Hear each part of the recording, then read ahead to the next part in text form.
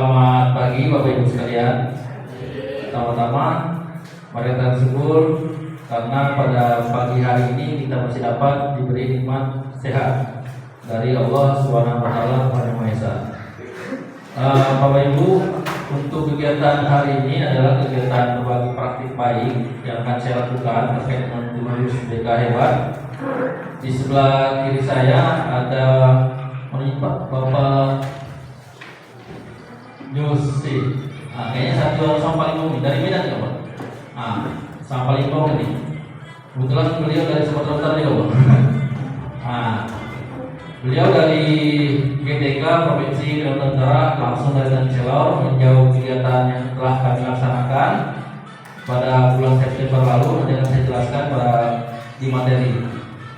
Sebelum saya mulai kegiatan, alangkah baiknya kita dengarkan dulu arahan maupun motivasi dari Bapak Kepala Sekolah seharusnya, tapi mau nanya Bapak, ini Bapak Kepala Sekolah ada kegiatan di Mainau, jadi dari diarahkan untuk Bapak yang memberikan arahan.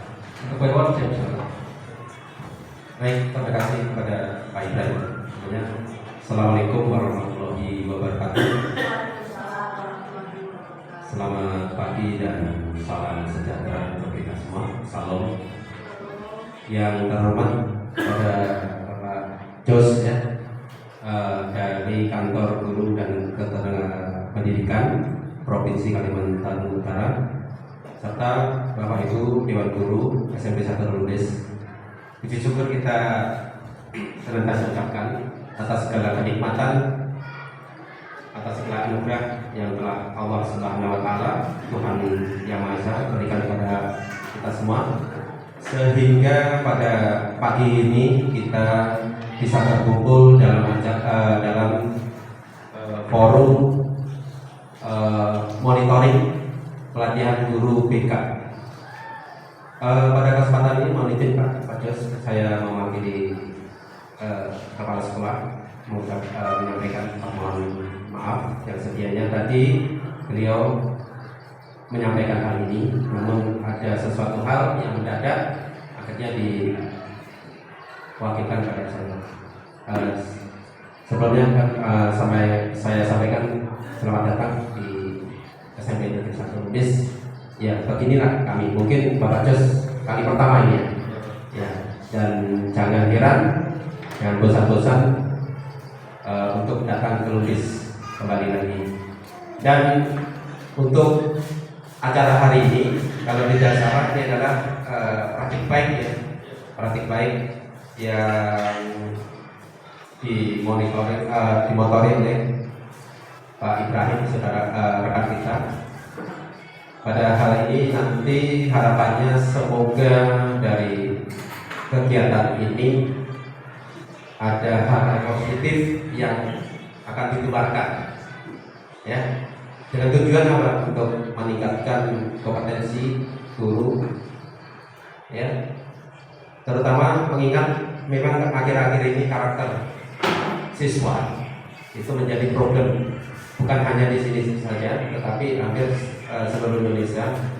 Nampaknya memang Menteri baru Pak Abdul Mukti ini lebih menekankan pada karakter ya.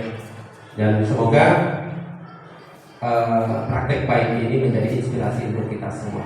Mungkin itu saja yang perlu saya sampaikan. Untuk selanjutnya saya serahkan pada Pak Ibrahim.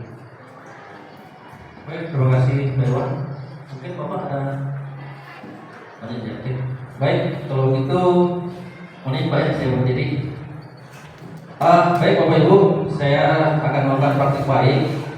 Jadi seperti yang saya bilang tadi, praktik baik ini adalah rangkaian kegiatan, salah satu rangkaian kegiatan dari kegiatan yang telah kami lakukan bersama dengan guru-guru BK hewan yang ada di Kalimantan Utara. Itu kegiatannya pada bulan September, pada tanggal 24 sampai tanggal 28 kalau tidak salah.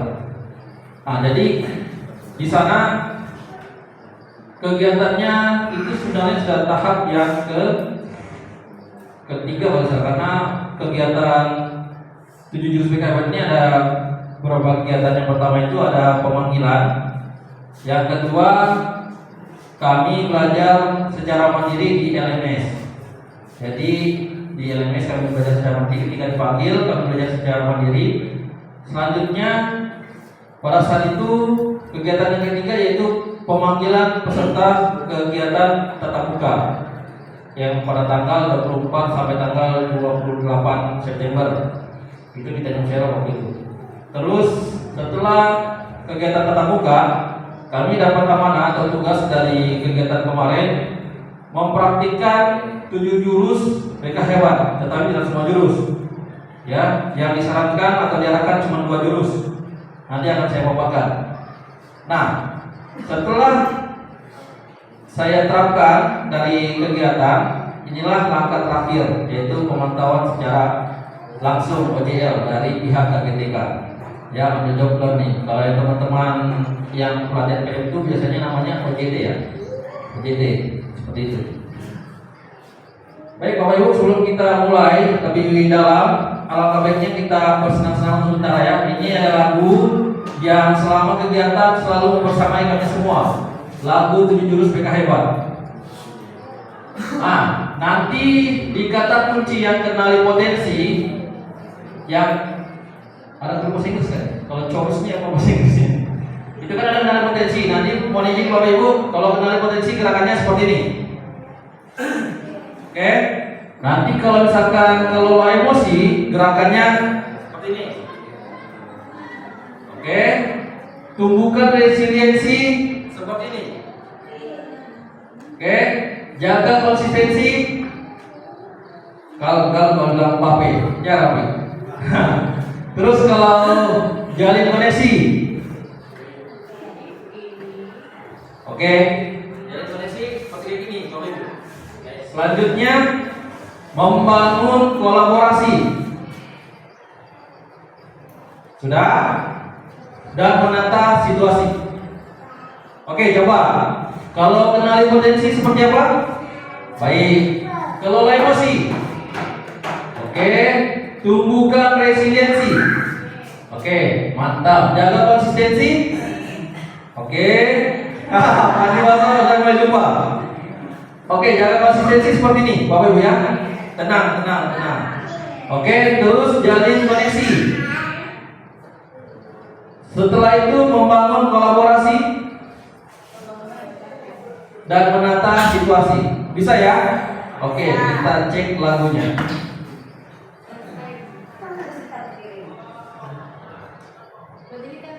Boleh berdiri Bapak Ibu biar lebih enak gerakannya. Ya, boleh sambil tepuk tangan. Nanti pada saat lagu yang mengenai posisi kita lakukan gerakannya.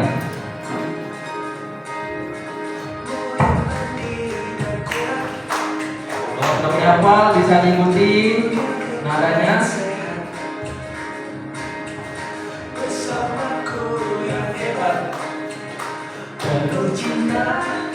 Dan bersahabat.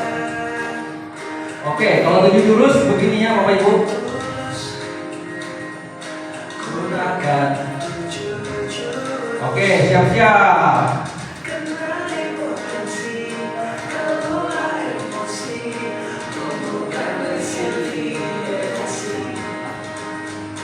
Jaga konsistensi, jalin koneksi, membangun kolaborasi dan menata situasi. Oke, langsung hafal ya Bapak Ibu ini. Kalau kami kemarin belajar kurang lebih 2 kali 3 kali baru hafal.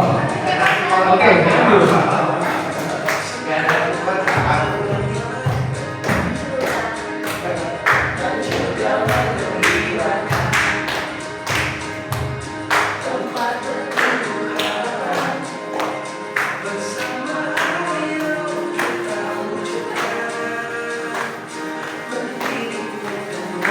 Jurus berapa jurus?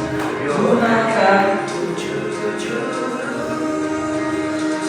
Kenali potensi, kelola emosi, tumbuhkan resiliensi, jaga konsistensi, jalin koneksi, membangun kolaborasi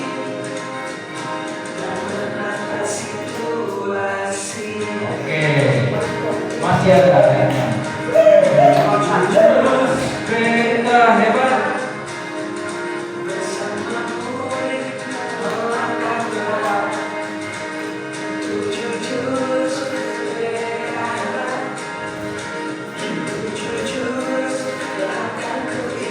Oke, sekarang kita sama dulu.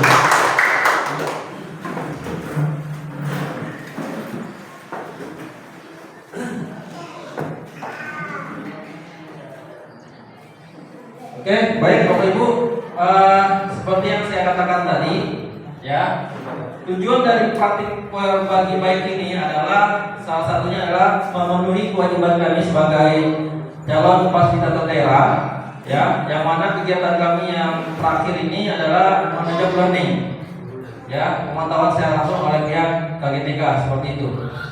Nah, adapun pelatihan yang kami lakukan awal yang tatap muka itu tanggal 24 sampai tanggal 24 sampai tanggal 28 September. Sebelumnya, 1 minggu sebelumnya itu sudah kami lakukan, yaitu secara daring atau LMS, pengisi LMS. Mungkin yang Bapak Ibu yang pernah ikut pelatihan PM di Puros kemarin, pelatihan apa Bu? Sosialisasi. Ya.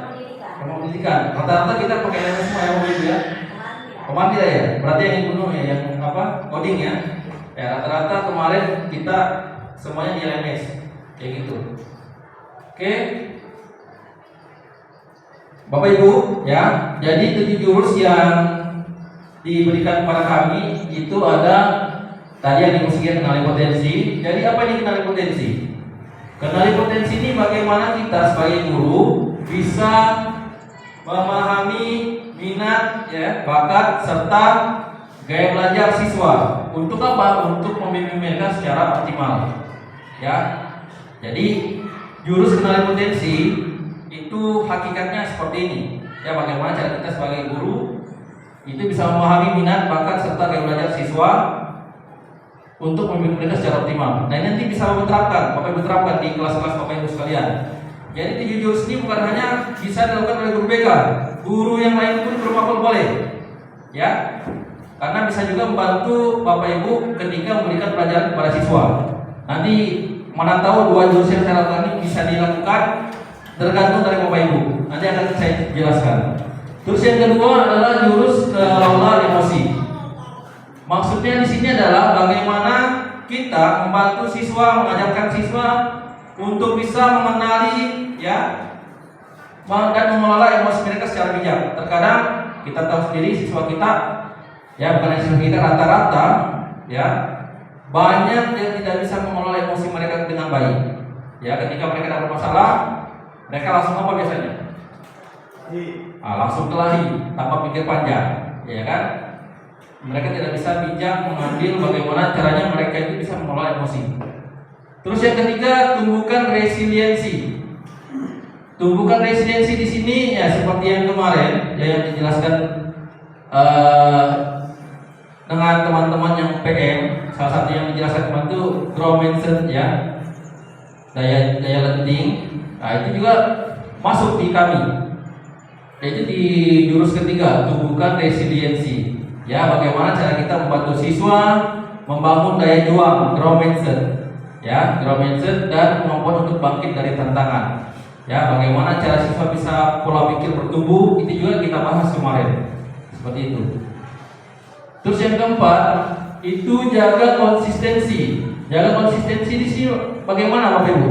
Yaitu bagaimana cara kita menanamkan disiplin positif dan kebiasaan baik pada diri siswa. Nah, ini perlu kita garis bawahi, Bapak Ibu. Sebenarnya jurus keempat ini sebenarnya sudah pernah kita terapkan semua. Ya, penerapan disiplin positif salah satu contohnya kita pernah lakukan.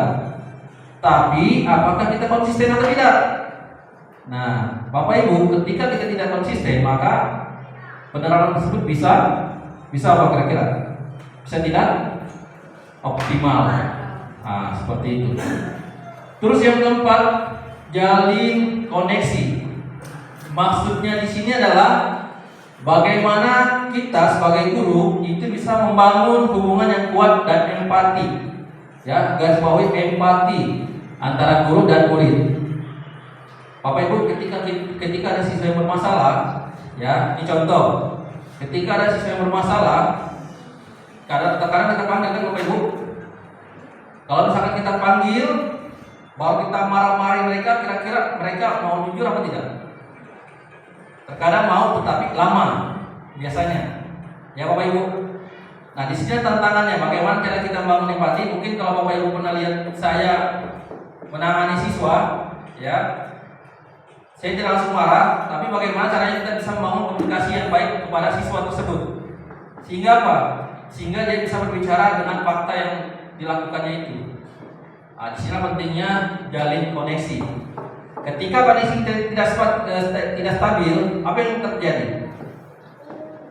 Maka tidak ada komunikasi yang lancar antara siapa? Antara guru dan murid. Hampir sama macam jaringan Bapak Ibu, ya, macam jaringan semalamannya. Koneksinya kan tidak baik ini, makanya terjadi gangguan, ya kan? Tidak bisa komunikasi yang baik. Itu contoh. Terus yang keenam, ini yang paling penting juga Bapak Ibu, yang sering kita lakukan adalah bangun kolaborasi. Bagaimana kita membuatkan sinergi antara guru serta orang tua dan komunitas sekolah, ya, ataupun komunitas-komunitas yang lainnya yang memang bisa membangun kolaborasi dengan sekolah. Ini penting kenapa? Ketika ada permasalahan siswa, contohnya, ya Bapak Ibu, ketika ada permasalahan, kita bisa membangun kolaborasi dengan orang tua. Di BK, kalau misalkan masalah ini berat, sebenarnya kita bisa mengambil langkah alih tangan kasus.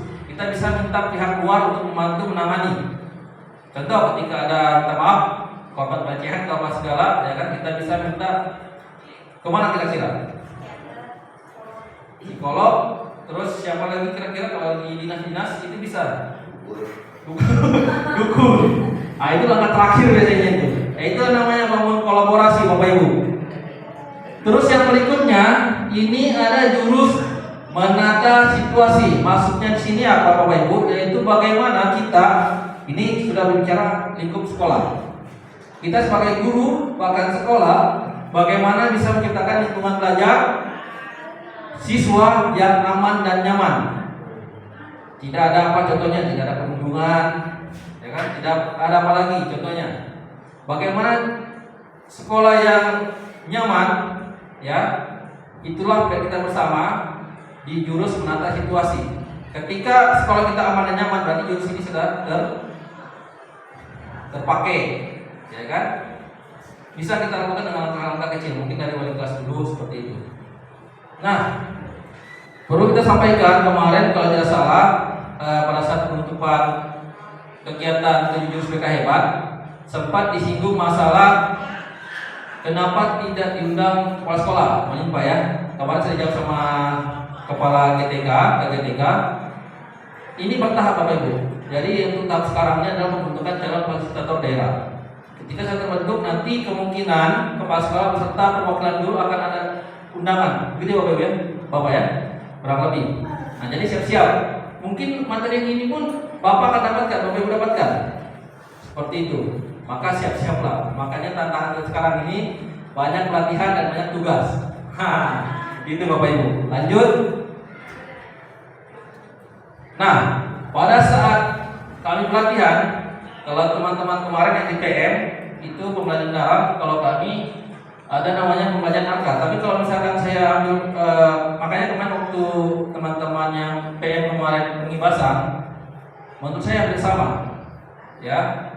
Kenapa? Karena di sini ada aktivitas refleksi, konseptualisasi dan aplikasi. Mendalamnya bagaimana? Mungkin nanti teman-teman yang sudah PM ini mungkin bisa masuk. Oh, ternyata sama yang guru BK dengan yang teman-teman PM kemarin lakukan. Nah, pembelajaran angka kemarin Bapak Ibu, ini kami ada 4. Yang pertama itu ada aktivitas. Aktivitas di sini maksudnya adalah peserta terlibat langsung dalam kegiatan atau simulasi. Aktivitas ini berfungsi untuk membuat peserta tertarik dan terkoneksi dengan nilai yang akan dipelajari. Sebagai contoh, kemarin ini jurus yang saya terapkan di kelas 9A kemarin adalah jurus kendali potensi. Yang saya lakukan di situ adalah jurus kompetensi banyak Bapak Ibu. Ada mengenalkan minat bakat dan gaya belajar. Tapi saya fokusnya kemarin adalah gaya belajar. Nah, di aktivitas pada saat gaya belajar, sebelum saya mulai materi, saya memberikan aktivitas yaitu mereka mengisi sebuah asesmen sederhana terkait dengan gaya belajar mereka. Ya Bapak Ibu, itu aktivitasnya. Terus setelah mereka mengetahui gaya belajar, oh ternyata contoh Ibu Nunu, oh ternyata ini gaya belajar saya visual. Di situ saya akan mengajak semuanya merefleksi. Ya, nanti akan saya jelaskan secara rinci di slide selanjutnya. Setelah refleksi, kita konseptualisasi. Refleksi tadi apa Bapak Ibu? Refleksi itu murid merefleksikan pengalaman yang telah dilakukan berbagai wawasan dan menggali makna. Ya, menggali makna, terus refleksi dilakukan dengan memberikan pertanyaan yang relevan dengan materi yang akan kita sampaikan. Ya, jadi bisa direfleksi awal. Makanya kemarin sempat saya tanyakan yang pada saat Profesor PL, bisakah kita melakukan refleksi awal? Bisa, ya kan? Ternyata ada ya, Ibu Selvia kemarin. Terus yang ketiga konseptualisasi. Konseptualisasi ini adalah konsep teori atau prinsip terkait diberikan kepada peserta untuk memperdalam pemahaman yang dihubungkan dengan hasil refleksi.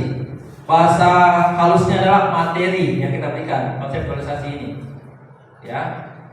Jadi materi itu ternyata ada di bagian ketiga kalau di tahapan pembacaan akta. Terus yang keempat aplikasi. Aplikasi di sini peserta menerapkan konsep yang dipelajari di dalam konteks nyata, baik dalam pelatihan maupun dalam praktik sehari-hari. Aplikasi ini maksudnya ketika dia sudah mendapatkan materi dan materi itu berguna untuk dia, ya, bisa saya terapkan ini kira-kira? Bisa saya aplikasikan? Di situ kata kuncinya sebenarnya. Kita lanjut Bapak Ibu. Nah, ini adalah rencana tindak lanjut saya kemarin. Ada jadwal kayaknya. Oh, ada kontak ini. Itu dipikirkan ada. Ada yang main-main.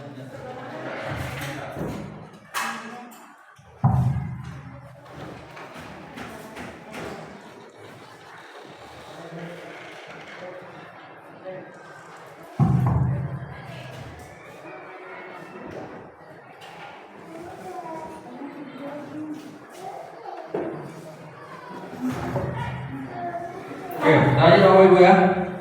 Kemarin pada saat kami pelatihan yang tatap muka itu di kegiatan terakhir kami ada namanya menyusun OJL. Jadi yang saya susun ini ya Bapak Ibu ya, yang perencanaan kemarin.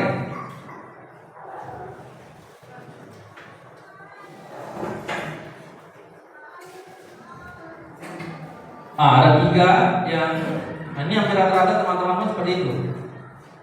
Jadi yang pertama kegiatan yang saya lakukan adalah implementasi jurus 1 kenali potensi. Ya, ini kemarin rencana saya adalah untuk kelas 8. Untuk kelas 8. Terus tujuannya apa? Untuk mengetahui potensi minat dan bakat kelas 8. Ya. Terus sasarannya adalah 30 orang murid kelas 8. Deskripsi kegiatan, bentuk kegiatan berupa sosialisasi dan asesmen. Pelaksanaan kapan? Pelaksanaannya adalah minggu kedua rencana saya kemarin. Nah ini Bapak Ibu tidak sesuai dengan rencana yang saya susun. Kenapa? Karena sekali lagi jam BK di sekolah tidak ada. Jadi kadang-kadang kita menyesuaikan dengan teman-teman yang kosong seperti itu. Nah jadi kemarin kelas 8 yang jurus 1 pun saya tidak berikan ke kelas 8, melainkan ke kelas 9A. Pada saat itu kosong, maka saya mengisi jam yang kosong tersebut untuk memberikan materi 7 jurus, salah satu 7 jurus yang telah kami dapatkan. Terus yang jurus kedua adalah kelola emosi. Yang jurus 1 sama 2 ini sebenarnya sama. Ini saya terapkan ke kelas 8. Dan alhamdulillah yang jurus kedua ini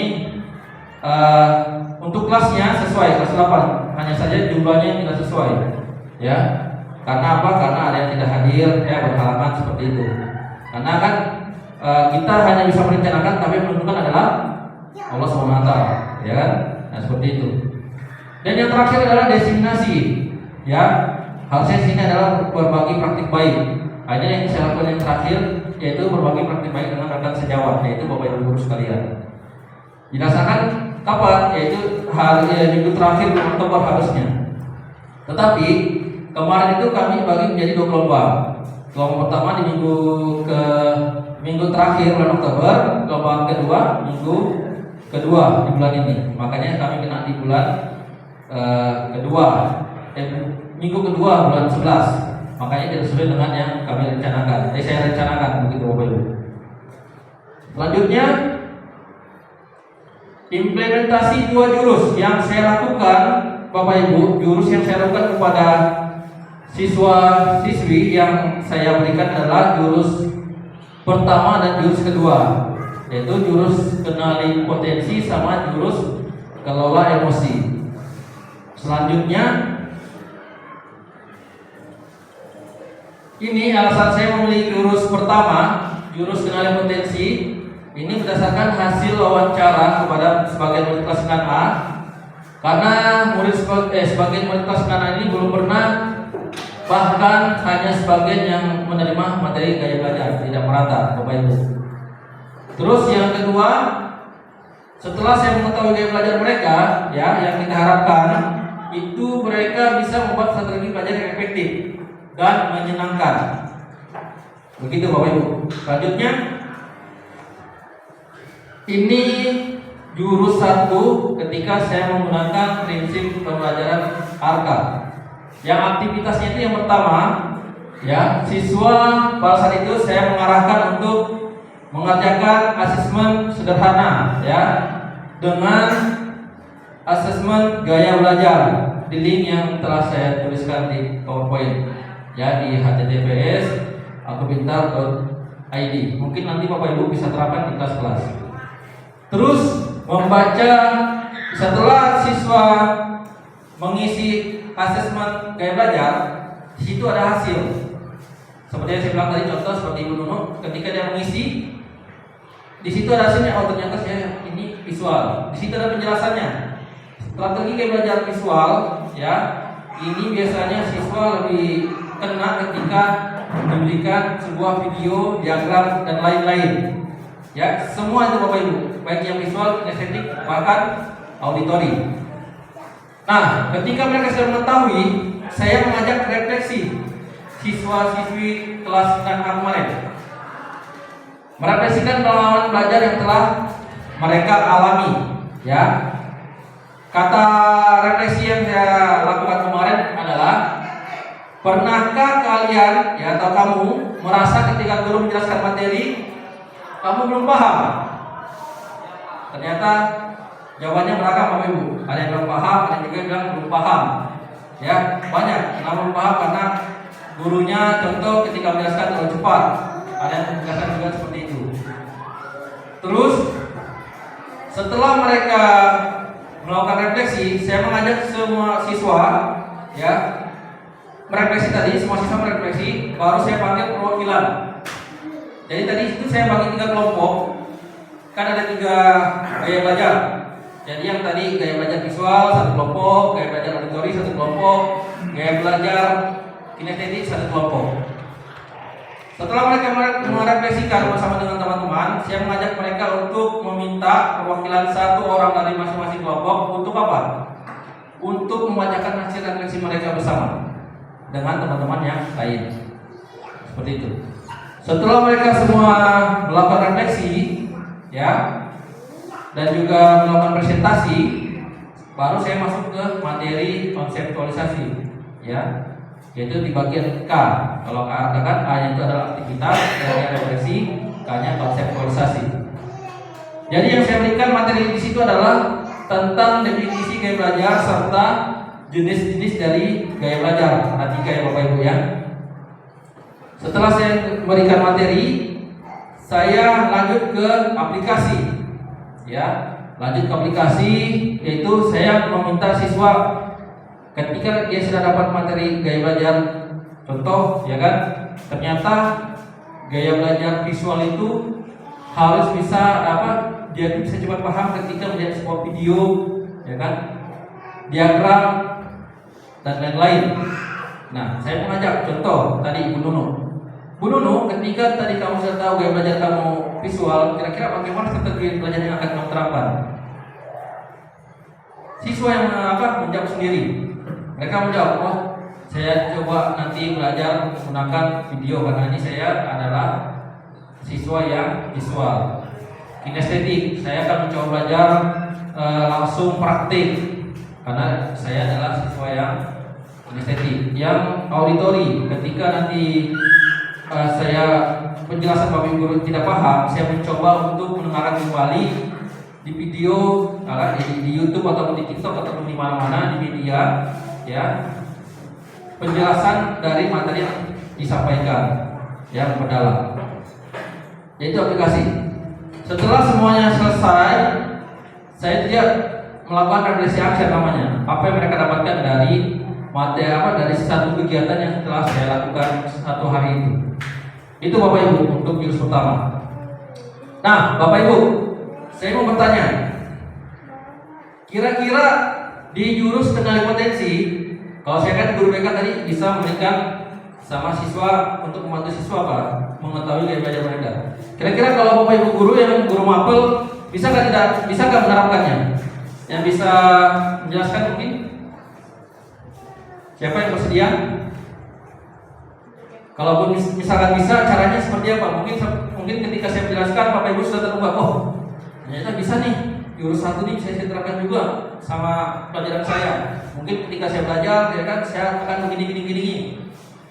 Mungkin ada Bapak Ibu yang bersedia 1 atau 2 orang?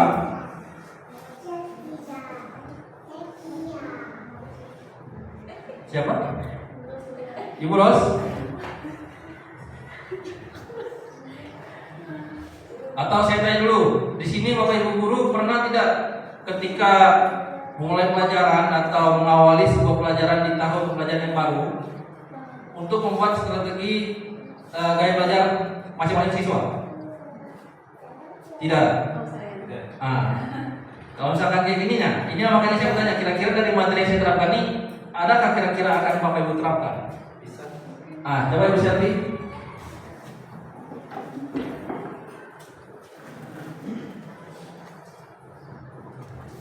Ya, terima kasih Pak Ibrahim untuk kesempatannya. Kalau mau ditanya tentang gaya belajar peserta didik siswa ini memang sudah dari tahun ke tahun memang kita sebagai Bapak Ibu guru itu sudah menjadi tanggung jawab untuk kita, memang itu harus. Kalau saya Pak Ibe jujur saja sampai saat ini pun belum bisa, sudah dapat tetapi belum melaksanakan sepenuhnya untuk memahami gaya belajar siswa.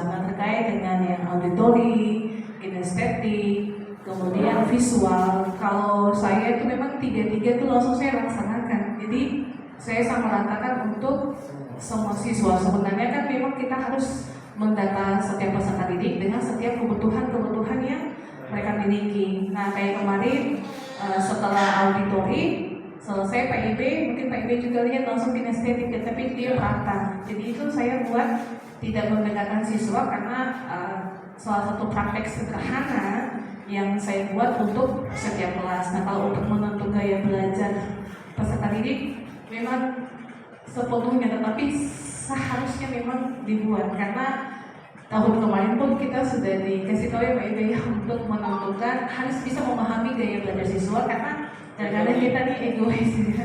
Itu kita punya mau saja di mana suka-suka ya auditori, kinestetik, yang motor visual semua merata. Padahal memang kita harus bedakan itu. Semoga setelah ini ada perubahan.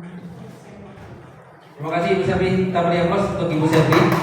Ya, memang dulu sempat kita diarahkan ya untuk bisa asesmen awal seluruh siswa ya pada saat pembelajaran dulu ya waktu kita awal-awal itu sempat ya dulu ya, tapi tidak terlaksana ya. Jadi ya itulah Bapak Ibu, ketika misalkan kita ya membuat sebuah materi lalu ada siswa yang tidak paham mungkin kendalanya di sini Bapak Ibu. Mungkin dari Bapak Ibu bisa nanti ketika ketika keluar dari sini, ya kan, bisa nih saya terapkan, nanti bisa saja pakai saja link nanti saya coba share di grup, ya kan, untuk asesmen ini bisa dilakukan untuk seluruh siswa, ya kan. Mana tahu Bapak Ibu mau ketika pembelajaran mengelompokkan gaya belajar siswa yang visual, auditory, bahkan kinestetik, itu contoh, ya. Ya. Yang menjadi apa? Yang menjadi satu penghalang itu saya pribadi ya semua. Ya. Itu yang pemahaman saya nih, yang sekaligus kita menerapkan tiga-tiganya itu karena kita harus membuat yang berbeda. Nah, contohnya nih kan kayak kinestetik kemarin saya sampaikan itu ada siswa memang yang saya butuh waktu beberapa kali penjelasan, tapi memang yang memahami berulang-ulang kali. Mungkin dia tuh lebih ke auditory, tetapi ketika di kinestetik, nah saya kemarin tuh butuh lebih lagi lama waktu untuk bisa memahami. Karena saya pikir begini mau harus menyiapkan ketiga-tiga, tapi mungkin saya coba ya gitu ya Pak Ibu kasih, ya karena langsung menyediakan ketiga-tiga Menjadi hambatan. Ya, kalau dari saya, ya dari semenjak saya mengajar tidak sampai saat ini kurang lebih 19 tahun.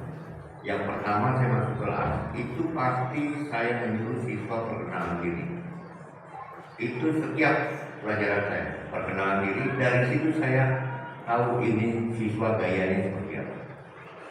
Nama, orang tua, anak keberapa, pekerjaan orang tua.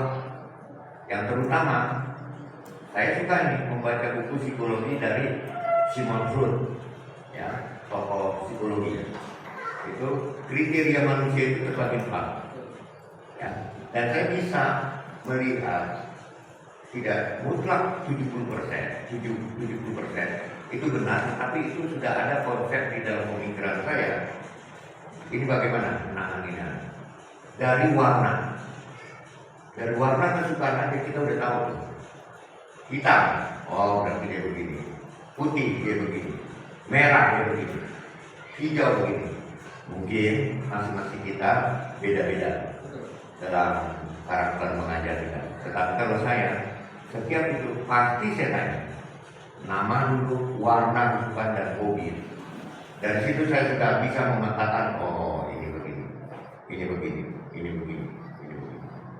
Itu saja. Terima kasih. Terima kasih Tuan Ibu. Ya, yang paling memerlukan itu juga salah satu langkah untuk bagaimana kita bisa memantau atau melihat siswa yang kiranya ke depan ini bakal bisa belajar dengan efektif atau tidak. Mungkin contoh, kita bisa menanyakan masalah ekonomi atau apa segala, ya kan? Dari masalah ekonomi, ya kan? Kita bisa lihat ke depan siswa ini bisa belajar dengan baik atau tidak. Terkadang kita maaf saja, siswa-siswa kita kadang ada yang izinnya Pak, izin Pak, saya hari ini membantu orang tua saya panen sawit. Nah, ini kan contoh, ya kan? Jadinya apa? Dia terhambat satu materi di hari itu sendiri, ya kan? Itu contoh. Ya, terima kasih Bapak Ibu semua. Oke, untuk yang jurus pertama, ya ini Bapak Ibu ya, untuk yang pertama kompetensi, metode pembacaan angkanya seperti ini yang saya lakukan. Ini dokumentasi yang saya lakukan kepada siswa di kelas 9A. Jadi kemarin itu saya ada kendala, yaitu kendala tidak semua siswa ini membawa handphone. Jadi ada beberapa. Jadi kemarin saya lamanya itu ketika saya membagikan link gaya belajar, ya, tidak semua siswa langsung mengisi. Tapi yang punya HP dulu yang mengisi. Setelah yang punya handphone mengisi, saya suruh untuk mengingat gaya belajarnya, ya. Saya minta gantian dengan siswa lain. Ini kendala itu salah satu contoh kendala yang kami alami di sini. Masalah untuk siswa-siswa yaitu masalah handphone biasanya sama jaringan seperti itu. Makanya ketika kami ada pembelajaran daring seperti ini, biasanya kami terhambatnya di situ. Nah, terus ini ada refleksinya sama aplikasinya. Ya, refleksi tadi yang saya lakukan adalah refleksi yang kelompok sama aplikasi dari siswa masing-masing siswa itu. Terus Bapak Ibu, jurus yang kedua yang saya lakukan adalah kalau emosi. Mengapa saya memilih jurus ini, tidak jurus yang lain? Karena saya melihat dari beberapa permasalahan siswa yang ada di sekolah kita, ya, masih banyak siswa yang belum mampu mengendalikan emosinya dengan baik. Walaupun kita tidak pakai asesmen, kita sudah bisa lihat dengan kejadian yang pernah kita alami di sekolah, ya. Misalnya apa? Misalnya ketika terjadi permasalahan antara teman, ya, sebagian siswa bukan malah menenangkan, melainkan justru ikut terpancing dan memperkeruh suasana. Betul Bapak Ibu? Nah, itu contoh. Makanya saya kemarin ambil jurus kedua ini. Jurus kedua ini, ya Bapak Ibu, di sini pembelajaran kakaknya yang saya lakukan adalah yang aktivitas. Itu saya membagi 3 kelompok besar, 3 kelompok kecil, mohon maaf. Itu mereka menyusun puzzle emosi. Jadi ada emotikon emosi, ya, emotikon emosi sama ya. Emotikon, ya, puzzle emotikon itu saya gunting-gunting, saya acak-acak. Lalu saya minta masing-masing kelompok untuk menyusun. Kira-kira puzzle yang mereka susun ini emotikon tentang apa? Apakah sedih, marah, atau bahagia? Nah, setelah mereka mengetahui, jadi kemarin ada 3 emosi yang saya kasih, bahagia, marah, sama sedih. Ya, mereka merefleksikan. Saya minta merefleksikan. Pernahkah kalian merasa emosi seperti gambar puzzle yang kalian susun? Contoh, kalau misalkan dari kelompok ini menyusun puzzle emosi sedih, ya, pernah Pak, ya kan? Perasaan apa? Apa yang biasanya membuat kalian merasa emosi seperti itu? Mereka menjelaskan. Saya biasanya marah ketika saya diajak teman Pak. Ada refleksi awal.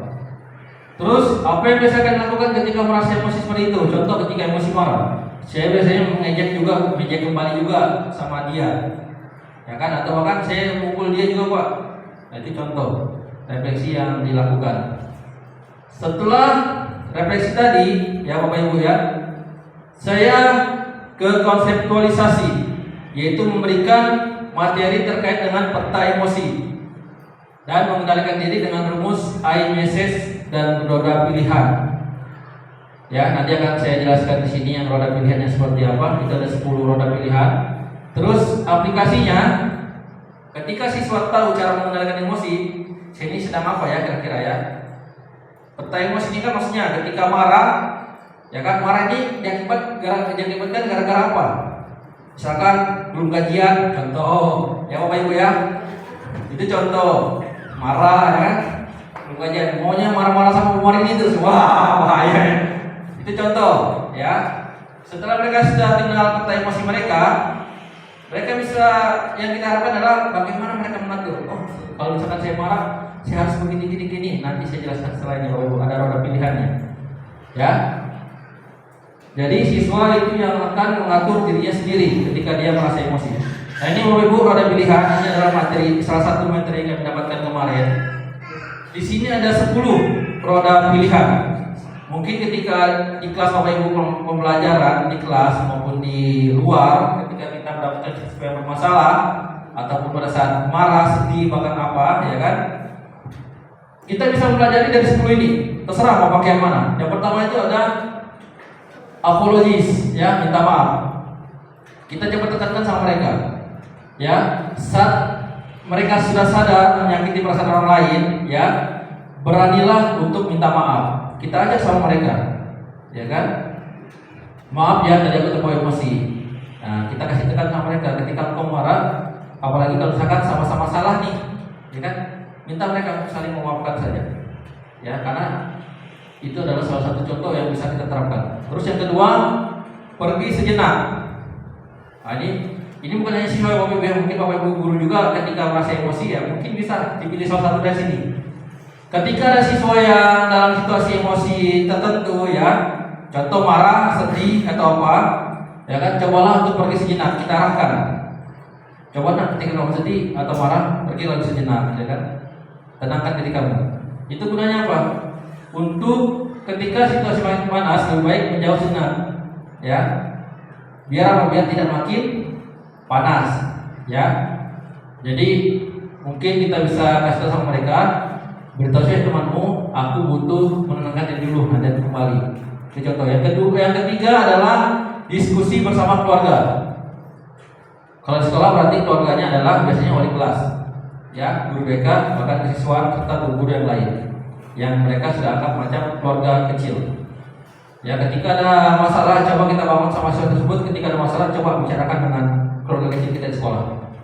Ya, mana tahu kita bisa membantu. Terus gunakan iMessage, ya. Ucapkan pesanmu tanpa menyalahkan orang lain. Jadi di sini maksudnya ketika kamu sedang kecewa, ya coba ungkapkan sama orang tersebut. Kalau misalkan Bu Selvi sudah membuat kita marah, ya kan, buat saya marah, coba ungkapkan saya sama Bu Selvi, saya ini lagi marah. Seperti yang pernah Petrus terapkan. Ternyata Petrus menggunakan rumus yang ini, ya, rumus iMessage. Ternyata di sini rasanya Petrus itu, ya. Jadi dia menjelaskan saya ini sedang marah. Nah, kayak gitu, tanpa harus mengeluarkan amarahnya, ya. Jadi biar apa? Biar kita tahu, oh ternyata Petrus lagi marah, ya kan? Ternyata yang ini Petrus pakai. Lanjut, bilang dengan tegas, ya. Ketika kita masih tidak nyaman, cobalah kita bilang sama teman-teman dengan tegas, tolong berhenti, ya. Saya tidak suka dengan cara bicara seperti itu. Ketika dia mungkin mengejek, ya. Terus hitung sampai 10. Ketika contoh nih, ketika kita kaget, ya kan, biasanya kita refleksinya bagaimana? Langsung marah biasanya kan. Nah, coba ketika ini susah juga. Kadang-kadang ini belajar ini butuh waktu, ya kan. Ketika kita kaget, ya kan, merasa emosi marah, coba tenangkan dulu pikiran, hitung 1 sampai 10, diam sejenak. Ya, tarik nafas, habis itu nah, baru bicara. Terserah mau pakai yang rumus iMessage atau yang lain, terserah. Terus alihkan kegiatan lain. Nah, biasanya ini bapak-bapak nih, ketika ada masalah di rumah, biasanya alihkan kegiatan lain. Contoh mancing, ya bapak ibu, ya. Itu contoh. Terus share and take turn, berbagi dan bergantian. Kadang yang masih muncul nih karena berebut, contoh, ya. Jadi belajarlah berbagi dan bergantian agar bisa mengurangi konflik. Ya, biasanya juga masalah pulpen, ya kan. Kadang-kadang kita marah, ya kan, atau apa, ya, cobalah untuk berbagi. Saya dulu yang pakai, habis itu kamu, ya kan, bicara baik-baik. Nah, ini mungkin bisa kita jalankan sama siswa. Contoh sederhana yang paling saya terapkan itu ketika siswa ini marah, tenangkan dulu pikiran kamu, tenangkan dulu kamu. Kalau kamu sudah tenang, bicara. Nah, ini mungkin nanti Bapak Ibu bisa terapkan juga, ya kan? Ini Bapak Ibu, ya, roda pilihan ada 10. Nah, ini kegiatan yang saya lakukan kemarin, kelola emosi. Nah, ini yang puzzle yang saya masuk kemarin, yang saya masuk tadi. Mereka menyusun puzzle, ya. Mungkin nanti Bapak Ibu bisa juga menerapkan di kelas-kelas, ya kan? Mungkin puzzle yang bukan hanya emosi, mungkin puzzle pembelajaran yang lain kan. Contoh macam Ibu Ros prakarya puzzle batik, ternyata ini batik apa? Itu contoh. Nah, untuk selanjutnya adalah saya minta Bapak Ibu untuk memberikan tanggapan ataupun komentar dari yang saya berikan tadi. Mungkin 1-2 orang Bapak Ibu. Siapa? Mungkin mau bertanya, silakan. Ya, terus.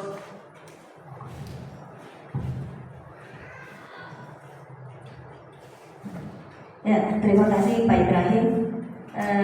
Terima kasih untuk materinya. Meskipun mungkin ini belum mendalam ya Pak, tapi setidaknya ada yang kami tangkap.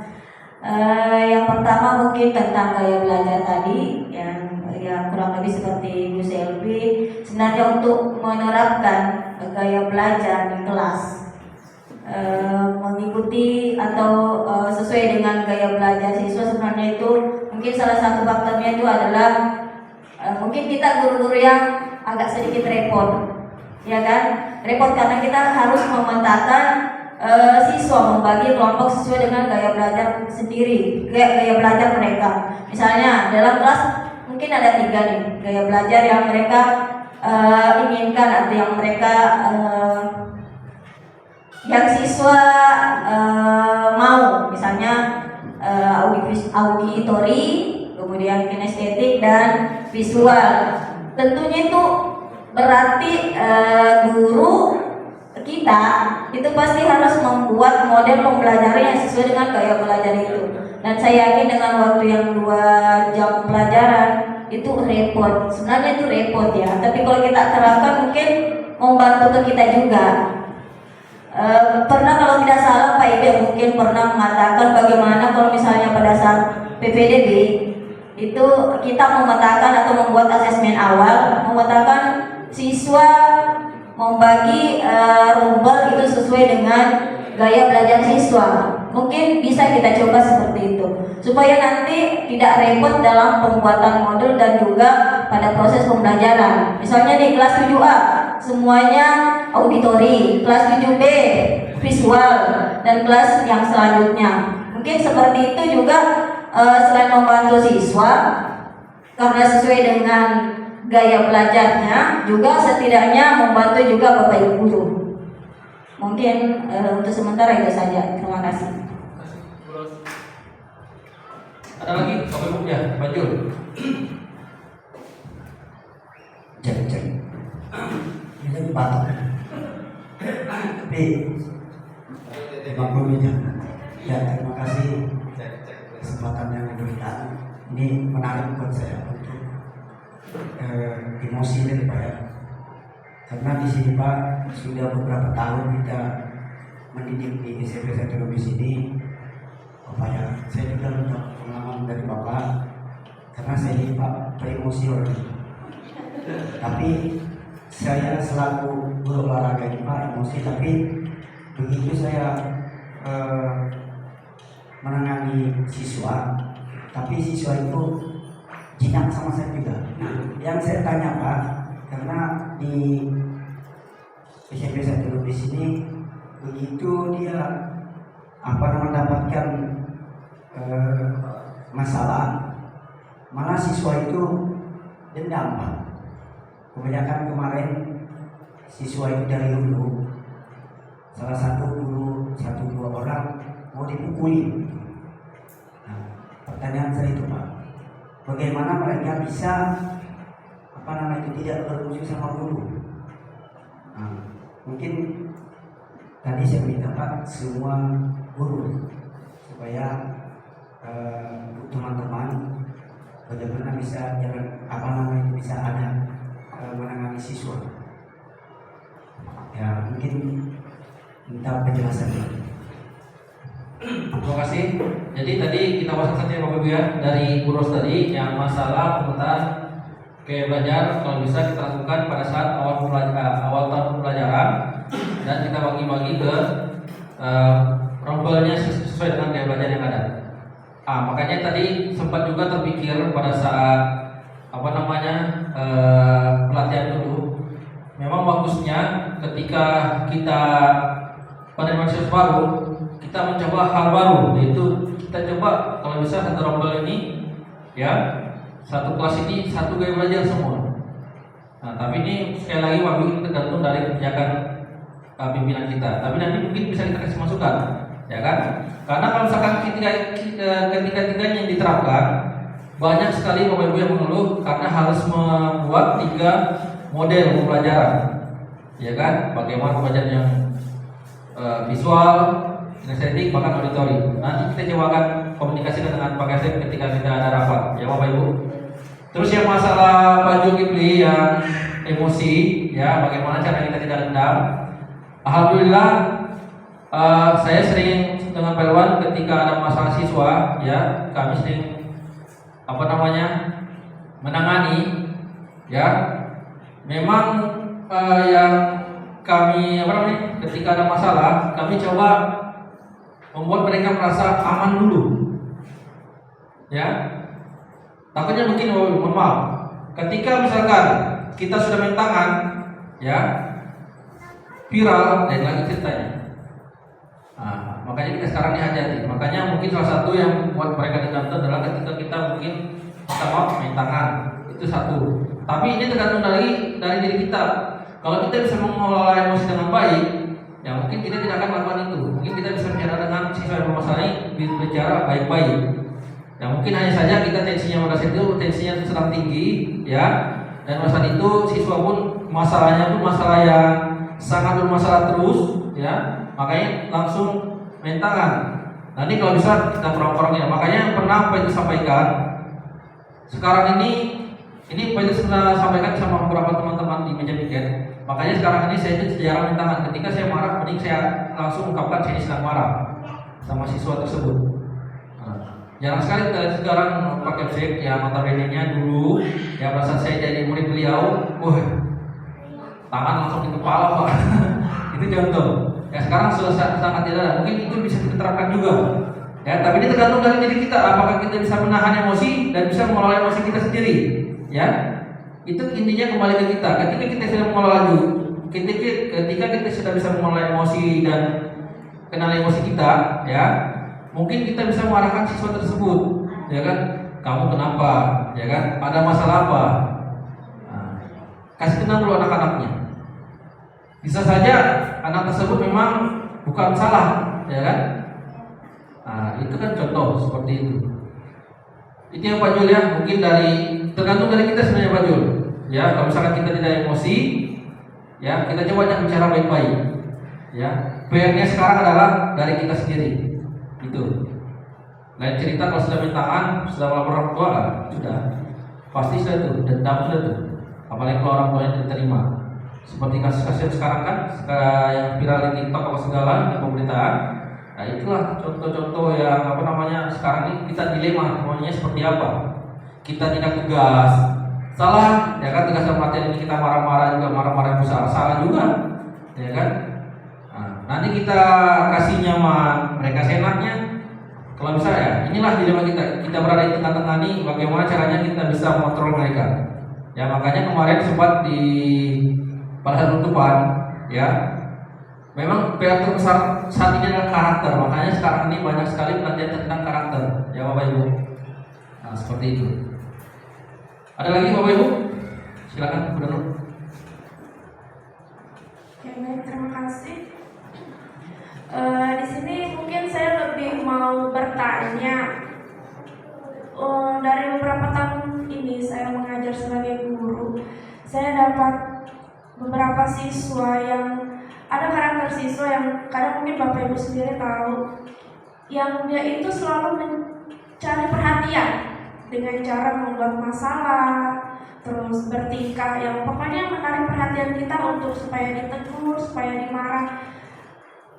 Dari diri saya sendiri sebenarnya saya berusaha untuk tidak memakai tangan, baik itu mencubit, memukul, sesabar-sabar saya lah pokoknya. Tapi ada juga kadang-kalanya tangan ini mulai melayang, tapi ya masih dalam batas wajar menurut saya. Jadi terkadang saya tuh malah seperti ini. Ada dulu beberapa tahun lalu ada siswa kita yang sangat-sangat bermasalah, ya, sangat-sangat bermasalah. Terus sifatnya sudah tidak bisa ditolerir sebenarnya. Dia tidak ada rasa hormat sama guru, suka mencari masalah. Jadi berbagai cara sudah kita lakukan, mulai dari pemanggilan, peneguran, marah, ngomong baik-baik. Saya rasa sudah kita terapkan semua kepada anak itu, tapi tidak mempan. Jadi dari saya sendiri, udahlah cuekin aja. Apapun yang dia lakukan cuekin. Anggap saja seperti dia tidak ada. Saya lakukan seperti itu. Dan akhirnya dia mundur. Kayak ya udah capek kayak dicuekin, kayak dianggap tidak ada. Jadi ya maksudnya gini, apakah tidak apa-apa sesekali kita berperilaku seperti itu kepada siswa yang memang sudah berulang kali kita lakukan peneguran, kita lakukan pendekatan, tapi tidak mempan sama dia. Dan ternyata dengan kita tidak menanggapi apa yang dia lakukan, dia lewat-lewat saja, tidak ada rasa hormat pada guru, saya cuekin. Dan akhirnya dia mundur, tidak ada lagi perilaku yang seperti itu. Kalau kepada saya atau kalau ke guru-guru lain seperti itu. Oke, terima kasih Bu Nunu. Ya, jadi kalau saya pahami di sini, ya, dengan cara kita cuek dengan mereka, dengan cara kita tidak perhatian dengan mereka, ya, bisa saja siswa ini sudah merasa, oh ternyata saya ini bermasalah, ya kan? Dia sudah mulai sadar, ya mungkin itu bisa dipraktekkan. Cuman terkadang begini, Bapak Ibu, bisa juga kita terapkan begini. Biasanya ketika ada siswa yang satu kelas ini heboh, ya kan, gara-gara satu orang, biasanya saya lakukan adalah menunjuk orang itu menjadi ketua kelas untuk dipelajari itu dulu satu hari itu. Jadi dia mengatur. Ini mungkin juga bisa diterapkan. Jadi ketika nanti saya kesepakatan sama dia, apakah bisa mengatur kelas atau tidak? Kalau misalkan tidak, konsekuensinya apa? Kita bermain konsekuensi sama dia. Jadi dia merasa ada penahanan. Oh, saya harus begini-gini. Itu mungkin bisa diterapkan juga. Mungkin yang dengan cuek pun bisa juga, hanya saja di sini dia sifatnya apa ya? Kalau kita lihat merasa terabaikan pula ya, Bapak Ibu. Itu pula yang jadi PR-nya. Tapi nanti ya mungkin cobalah diterapkan ini. Pernah saya lakukan juga. Tapi tidak tahu apakah berhasil di pelajaran Bapak Ibu kayak gitu. Ya, jadi ketika ada anak-anak yang aktif betul, contoh di kelas 8 si Ocep. Si Ocep dia sering jadikan tumbal untuk mengatur teman-temannya. Seperti itu. Itu mungkin contoh Bapak Ibu. Ada lagi? Atau cukup? Cukup? Ya. Oke, mungkin untuk prodi praktik baik dari saya cukup sekian Bapak Ibu. Saya terima kasih kepada Bapak Ibu yang telah mengikuti kegiatan praktik baik saya yang telah saya lakukan kepada kelas 8B sama 9A. Ya, jadi adalah kegiatan terakhir saya di pelatihan yang saya ikuti. Jadi Bapak Ibu, ketika saya belajar kemarin, sebenarnya tugas kami itu belum selesai. Inilah kegiatan terakhir kami sebagai calon fasilitator daerah, yaitu bagaimana membuat atau memberikan praktik baik kepada rekan sejawat. Oke, jika tidak ada lagi pertanyaan atau muatan dari saya, berterima kasih sebesar-besarnya kepada Bapak Ibu guru.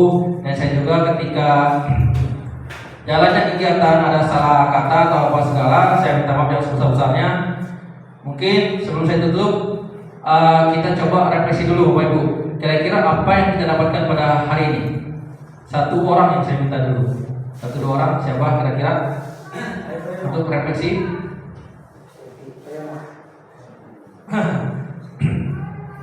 Ya, silakan Ibu Selvi untuk merefleksikan kegiatan kita pada hari ini. Ya, terima kasih. Mungkin sini ada 2 hal yang bisa saya sampaikan. Yang pertama, terkait dengan gaya belajar siswa. Gaya belajar siswa yang nantinya itu menjadi tanggung jawab kita ke depan, Pak Ibu.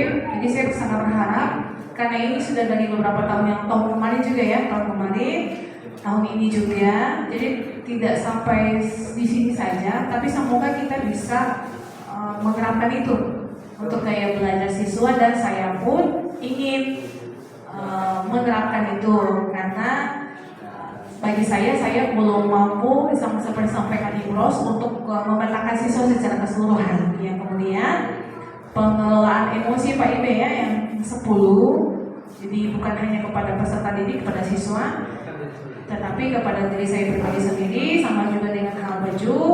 Nah, saya juga untuk emosi juga masih, karena itu mungkin terlihat dari situasi dan kondisi. Kalau ada Bapak Ibu guru yang tidak bisa mendengar, kami kayak harimau, kayak singa yang mengaum-ngaum gitu. Karena memang dengan begitu Pak Ibe, saya bukan membela apa yang saya buat, tetapi ketika melakukan itu kita jalan saja tuh siswa ya maksudnya. Itu salah satu efek, tapi semoga nanti saya lebih baik lagi untuk bisa mengontrol emosi. Terima kasih. Oke, terima kasih Bu Selvi. 1 orang terakhir.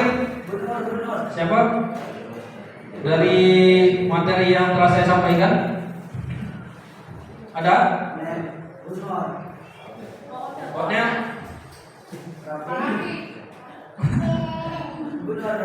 tidak ada? Ya, mungkin nanti materi yang tadi saya berikan, mungkin Bapak Guru juga bisa berikan kepada anak-anak, ya, bahkan bisa kita terapkan kepada diri kita pribadi, khususnya materi kelola emosi. Ya, Bapak Ibu, mungkin cukup sekian materi yang saya sampaikan pada hari ini. Saya terima kasih kepada Bapak Ibu guru semua yang telah mengikuti kegiatan praktik 7 jurus sebagai hebat. Saya akhiri dengan mengucap Assalamualaikum warahmatullahi wabarakatuh. Selamat pagi.